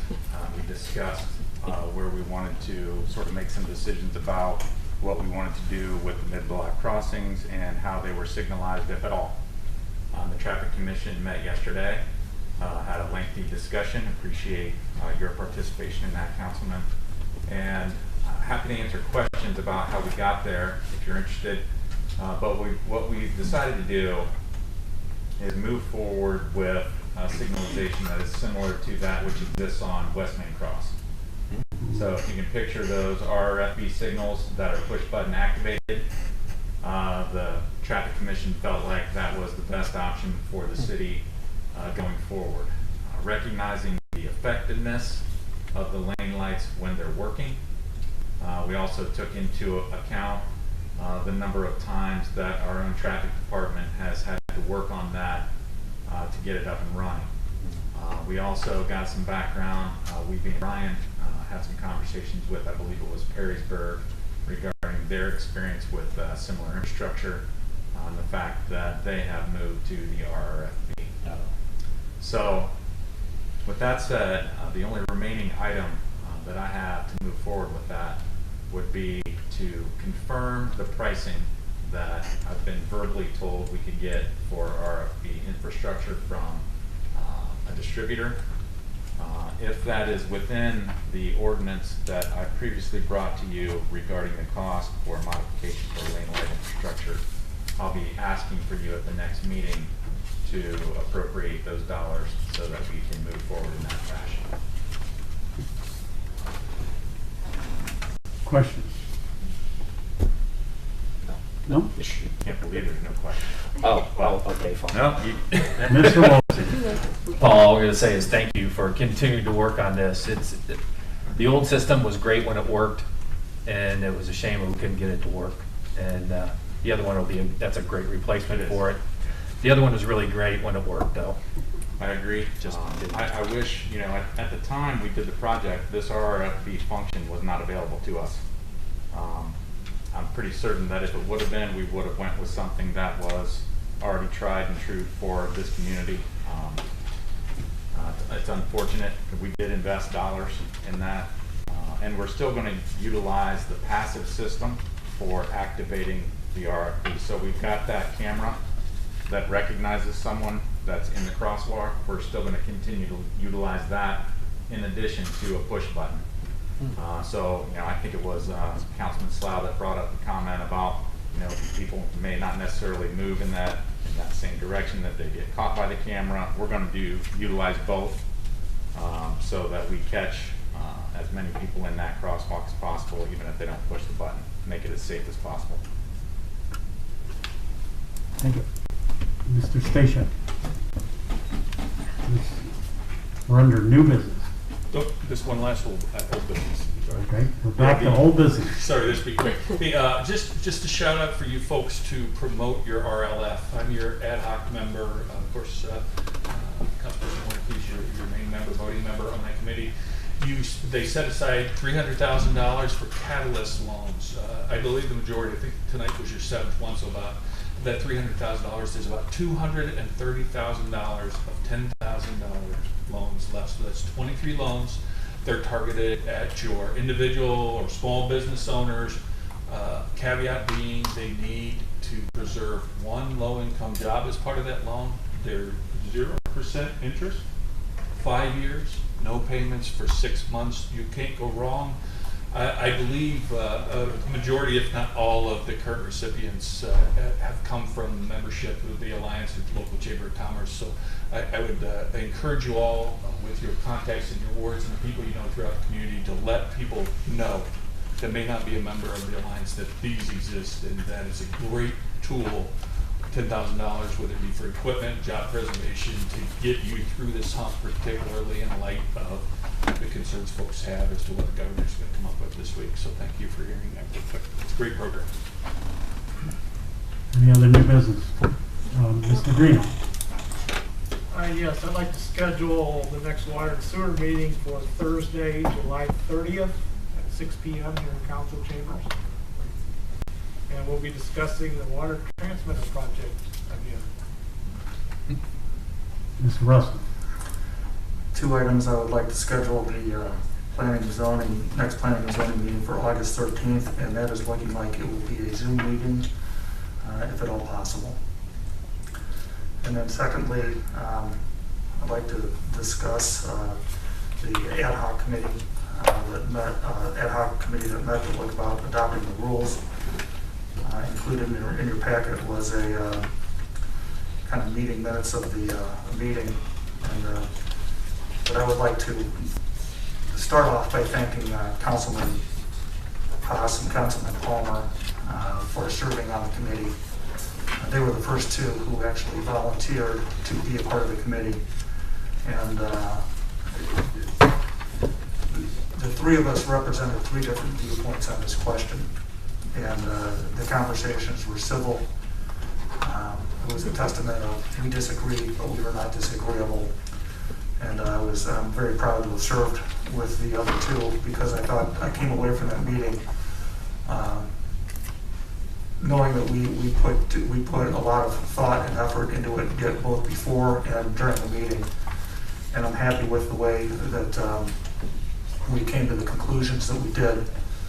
And be it known that the committee is not unanimous. Our committee recommendation was made with a 2-to-1 vote. And I think that Bud and I can 100% understand where Councilman Palmer was, where he stood with his no vote. And so I just, my hat's off to those. I'm willing to take any questions on the proceedings of the committee, but I think that the recommendations are worthy of discussion and a potential vote if the whole one of the 2 options, or none of the options, if as council sees fit. Mr. Wilson. I'd like to thank the ad hoc committee for taking this on. This is a tough subject, and I appreciate the fact that they were able to get through it with good discussions, and it looks like they've come up with 2 good ideas here. And I just want to make sure that I understand Chairman Russell, option 1, essentially that's saying that we're going to wait for the state or county health department to tell us to wear a mask in a meeting. And option 2 would be that we would just go ahead and require that now. Am I correct in that, or close to it? Both options are the same except for one word. One word says require, one word says request. And it is all based on following the recommendations of the state and or county health department. So if the state or county health department puts a requirement of masks for the general public and in general meetings, and we say require, then we are going to require them for everybody that is in a council meeting, including the public, folks that we ask to attend on our behalf, so the administrative staff and all council members.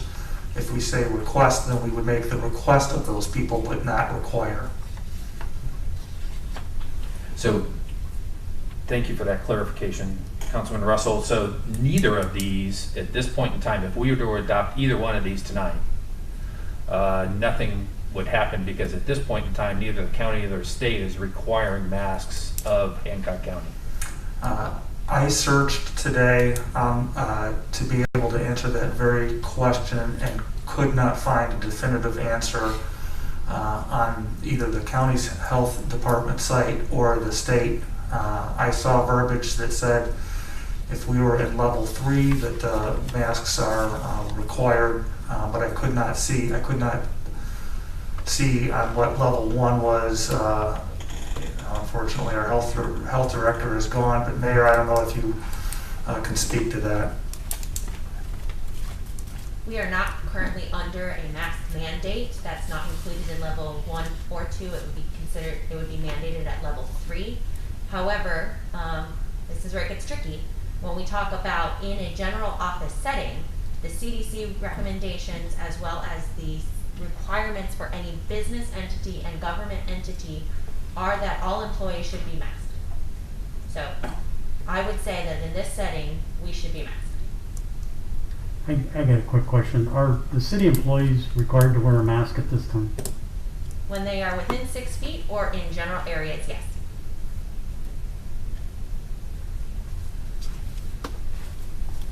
Mr. Wilson? So I guess the committee, did you discuss going ahead and mandating for these meetings only that a mask would be required? Was that discussed at all?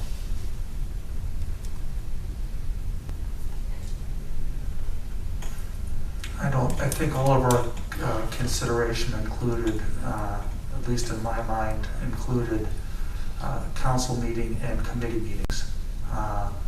So it wasn't specifically this, and at no time did we say, starting immediately, we are going to require masks to be worn in a council meeting, regardless of what the health department says, and require those masks be worn until such time that we change council rules. We wanted, I mean, we didn't speak about it per se, but I was under the, and maybe, and Josh and Bud, maybe you heard it or remember it, and I just didn't write it down, but I was thinking we were trying to make something that would respond to the situation at hand, so that if things got worse or if things got better, the rules would not need to be changed to reflect the changing situation. I have the same recollection as you, Councilman. Mr. Wilson?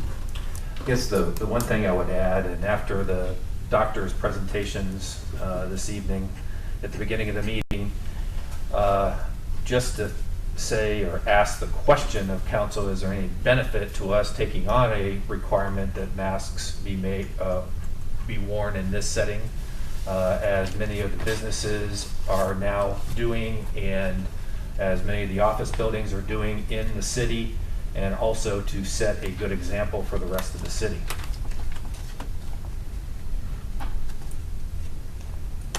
And go ahead, Bud. Bud?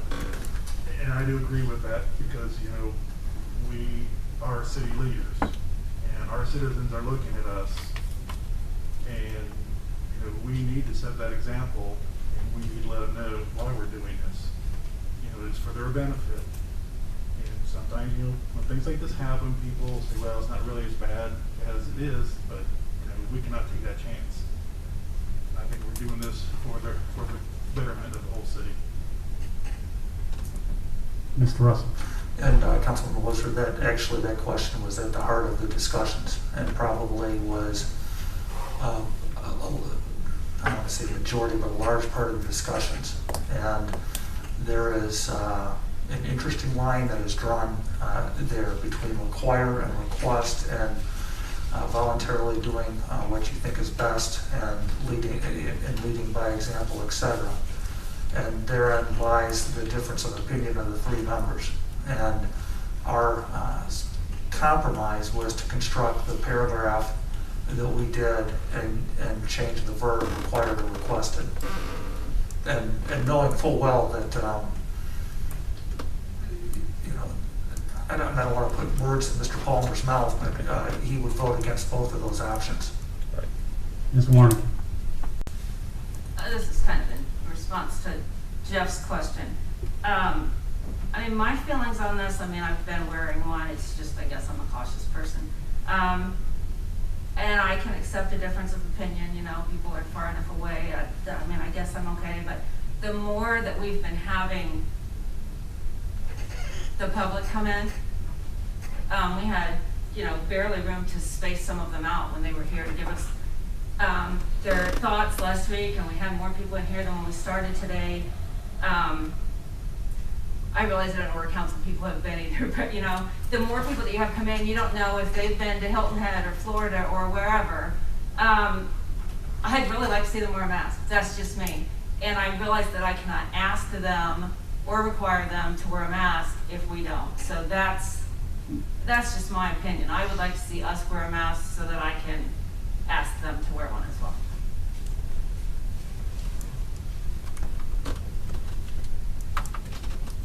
I'm sorry. They're pointing at each other. One of you guys. So, taking what the mayor's saying for a office setting, if you would then conclude that this room would fall under that guideline, then if we voted on paragraph number 2, which is the required, is it your opinion then that we would start wearing masks would be required of this committee? Or, excuse me, of council and attendees going forward? If that question is that the question to me? That, sure, anybody on the committee, since you guys have studied this. My view is if what the mayor says is accurate, and yes, that mask would be required. And understand, it's not just mask would be required by folks in this room, but if you did not wear a mask, we would ask you to leave, and if you did not leave on your own accord, we would have you escorted out. And so that's a pretty high bar when we're talking about an elected representative of the citizens. And once again, that was a hearty part of this conversation. It's also a high bar for the general public. But yes, that is the way I would interpret it, and that's the decision we're making. Mr. Wolf? Would we, I guess, going back to in our budget, would we be able to afford some boxes of masks to be able to give somebody who showed up here did not have a mask so that they could wear one coming in? Ms. Mayor could answer that. I'm sure our auditor will find some money somewhere. Yes, we have a sufficient supply of masks. The U.S. Conference of Mayors even sent us boxes of thousands of small ply masks that we have available, so that would not be an issue. Mr. Schindlepick. Well, I would like to see us be proactive and take more sufficient action, but I think in a way we're probably whistling in the dark because the governor pretty much indicated that it's almost inevitable there's going to be a statewide situation. I took my wife to Delaware County for a doctor's visit today. They're one of the counties that is in level 3, and I'll tell you, it gets pretty serious. The mask I'm wearing was one that I had to wear inside the Ohio Health Facility. I went in wearing a mask. That wasn't sufficient. It had to be this mask. But, but yes, I think it's probably inevitable, and maybe obviously we can't take formal action, but we need to be prepared for it with masks availability and everything else. I think it's going to come.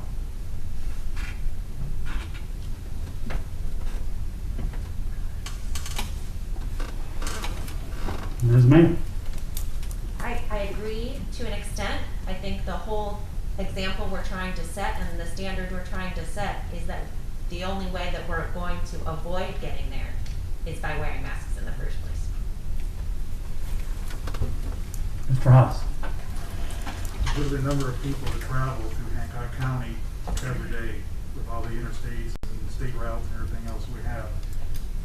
We don't know where they're coming from, where they're going, what they've been exposed to. They stop, they get gas, they go into the restaurants, maybe they do a little shopping. I think if you look at the map, if I remember, there were 4 count, the 7 that surround us, 4 were out of 1, 2 out of 2, and 1 out of 3. So Wood County is out of 3, and not that far away. I know we get a lot of business from people who live up there. Mr. Robson?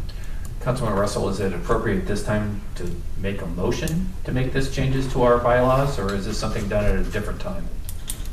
I think that this is as good a time as any. I believe Bud might want to raise his hand if you give him a chance. I'm just going out on a limb. Mr. Haas? Nobody's called for questions yet. Mr. Haas? You can make a motion at any time or you can make a motion at any time. I believe everybody should have fair say before we do that, but thank you very much. I just discussed your motion. I'm gonna make a motion that, what's that? Turn on the right. Oh, turn on the right. Anyway, I can make a motion that city council will be required to wear a mask in session. Paragraph 2. Paragraph 2, we adopt paragraph 2. Second, Ms. Warnicki. Any further discussion? Hearing none, all those in favor of the amended council rules motion by Mr. Haas, say aye. After your name is called, those opposed, nay. Mr. Niemeyer? Why me first? Alphabetical, no, by 8. Oh, Oh, sorry. Mr. Slough, no.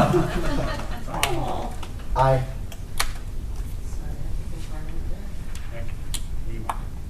Mr. Palmer? Nay.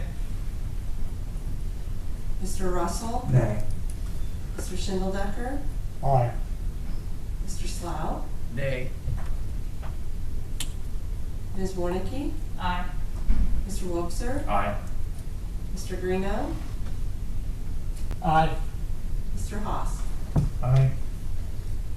And 6-3. I'm gonna have to go to my parliamentarian. 5-3. Wait, No, 6-3. 6. Well, 6-3, I'm not sure on our rules of council. It shows. That passes. I'm not sure. Simple majority. Yep, isn't it? simple Right. majority. Simple majority? Simple majority. Based on that, the rules of council will be amended as requested, and mask will be required. Now, I'd like to make a real quick comment as president council. Is obviously I didn't want to die on this hill, right? I've asked everybody to wear masks. I think the main thing is a couple of the comments were that we set an example, and the biggest example I think we need to set is why I asked the mayor the question. If we require the employees of the city, 4 of them which were in here earlier, 3 are still here now, are we employees of the city, right? Or are we elected officials? And I that could be interpreted a couple different ways. With somebody in my family that has a compromised immune system, I'm ecstatic that everybody is going to be required to wear masks while they're in council chambers. I'm not one to stand up and I feel that everybody has a constitutional right to their opinion, and I think that I thank the ad hoc committee for working through that.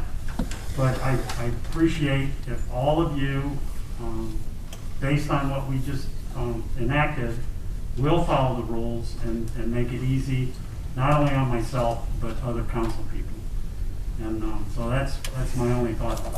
A great example is when Mr. Williams walked in tonight, he asked if he had to wear a mask. I said, "No, I recommend it, but I can't require it," right? So he did not, right? But in my mind, I wish he would have, right? But I can't require it. Now I can. And the one thing I don't want to see happen, right, is that it becomes confrontational with the citizens of this community or council members, that I would have to call a policeman to come in here and escort somebody out because of a mask, right? It just seems to me that it's a simple request. They're requested in other venues in our community, and so I just hope that that doesn't happen. So I appreciate all of your candor in this conversation, but understand it's now one of our council rules, and it's my job as the council president to enforce those rules, and I will, but I would appreciate not having it to be confrontational. That's just my 2 cents on it. Ms. Mayor. I will be very quick because I can read a room. Everybody's restless to get out of here. I just wanted to give a couple of quick updates. One regarding the vandalism that occurred this weekend. I just want to reiterate that all viewpoints are welcome in our community. Certainly everyone has a right to free speech. However, defacing public property or vandalizing others' property is not the way to do that. Some of you may see on East Main Cross some of the work that was just recently done. Sections of the concrete did have to be torn out on the sidewalks. They were not to spec, so you may see that that project is going to continue a little bit longer as they fix that. I wanted to mention as well, we've had conversation, and it's been brought up many times over years, the conversation of dash cams and body cams. The Ohio Mayor's Alliance has established what they're calling the Police Reform Network. And as a member of the Ohio Mayor's Alliance, I have access to an individual that is going to be specifically available to communities to do research and compile information on police reform. Obviously, our community, we're fortunate that there are fewer tweaks than some communities that need to be made. But I have reached out to them, and they are going to be compiling information on what it may look like to implement dash and or body cameras for Findlay and Hancock County. What the cost is long term, what it would look like to implement that, the data resources, the legislation, the ordinance, all of that. So that is going to be a long project. Don't expect that in the immediate future, but I did want to let you know that that is something that we are compiling information on to then bring back to this group. And the police chief, and I know the police department, as well as safety director Schmelzer, are supportive of us gathering that information. There are PPE kits that we've received from Jobs Ohio and RGP, which is the Regional Growth Partnership, which is the Northwest Economic Development Group, that we are going to be distributing on Friday morning at Marathon Center for Performing Arts. So any local business or nonprofit that is interested in getting, I think it's 100 masks, 10 N95s, a large thing of hand sanitizer, I believe are the main things. They can just stop by and pick that up. That'll be starting at 8 a.m. until we run out. We have 175 kits. And of course, last but not least, Census. the census is still going on. Please make sure people are completing it. And that is all I will say tonight. Thank you. Mr. Thomas. I will also throw this name real quick. Just wanted to give you a quick FYI. I'm going to be sending out all of you an email tomorrow, but I wanted to give you heads up that it was coming. ODOT's going to be having another stakeholder meeting regarding the project they're looking at up at 99 and I-75 interchange. So I do have information. That'll be next Thursday at 1 p.m. It is a virtual meeting. They also have comment forms, which I'll scan and get to all of you. So if you have any citizens that you want to give that out to, they can send their comments in. But I just want to make you all aware that that will be coming, so check your email. Real quick, when are they going to start work on Blanchard? Technically, work on Blanchard started Monday, yesterday. They started bringing equipment in, so they're going to be starting with concrete work on the east side. They started at 6th Street. They're going to go up to Tiffin Avenue, turn around, and then come back on the west side. How long do you anticipate the project taking? It has to be done by October 20th, 26th, something like that. That's the due date. I'm hoping it doesn't take that long, but it's going to depend on the weather. Mr. Russell. Move to adjourn. Second, Mr. Wilson. All those in favor say aye. Anybody opposed? Don't worry, Brian, it's not personal. You guys are the easiest part of the whole meeting. Part of our. Exactly all of it. You cut it off.